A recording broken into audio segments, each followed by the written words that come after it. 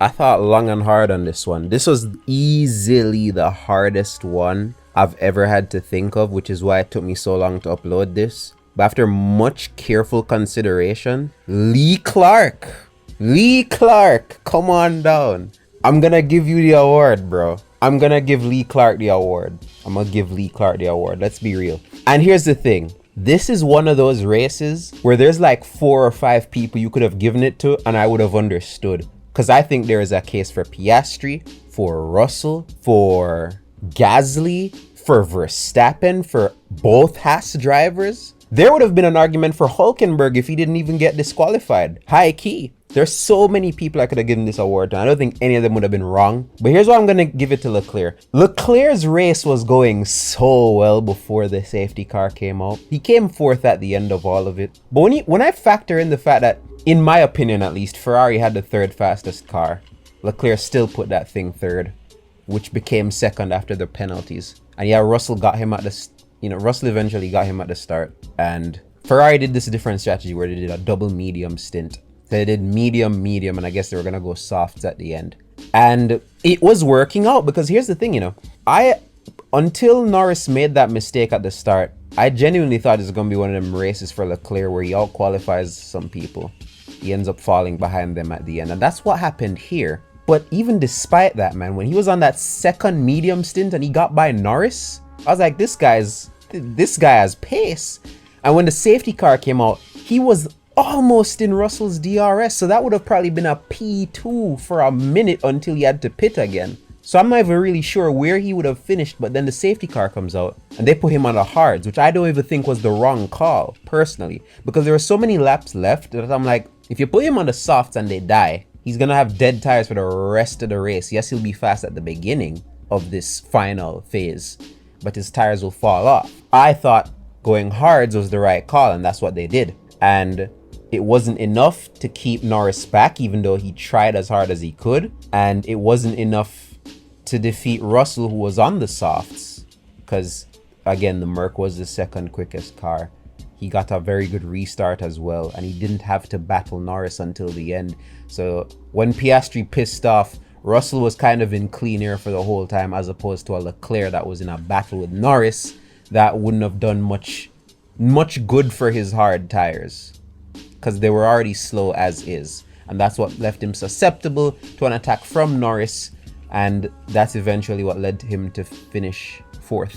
Not too far behind Norris either. He's like less than 4 seconds behind, and Norris was within the DRS of Russell at the end. But when I look at that, man, I'm like, Leclerc really did the job, man. Lee Clark stepped up, completely outclassed Hamilton. He was in another tier this weekend. And yes, the excuses are that, yes, Hamilton is still getting used to the car, and I understand that. I even made a tweet earlier saying that Hamilton, Ocon, Hulkenberg, and Sainz, all experienced drivers, all drivers that have switched teams this offseason and have all had teething issues to some extent. Hamilton, in my opinion, still deserves that grace. I'll make a tongue-in-cheek joke about him every now and again, but if we're realistically speaking, bro, all the other drivers that have switched teams this year have had their teething troubles. So it'd be unfair to pretend as though he's the only one that's struggling at his new digs. And even though he's struggling, he still came 5th at the end. He got driver of the day, which I didn't think was really worth the award, because he basically did a Perez of underperforming in qualifying and then making up for it in the race, which is exactly what they used to cook Checo for doing that all the time. But here it's okay. I don't know. I'm joking. But we move on, man. Leclerc is my MVP. I wanted to give it to somebody different. I was really considering giving it to Verstappen, given everything he went through in the race, the fact that he dropped down to last at one point, the fact that he restarted with the deadest tires of everyone around him. Everyone around him was on fresh tires except him, and he still made it work and beat Gasly at the end. I thought that was pretty cool. Gasly was a superhuman this weekend. He put Alpine in the dizzying heights, and he managed to get a P7 out of it, which was good. Who else? Russell was amazing. Piastri was amazing. Norris got 3rd, but too many mistakes. Too many hiccups from Norris, man. One of the worst drivers. Not because he was even bad, but because there are so many people that were better. Let me tell you this, even Antonelli's low-key an MVP shot. Antonelli was great, and strategy messed him up at the end, and he didn't score a single point despite qualifying 4th. which became 5th after he got the grid drop, but he did a very good race as well.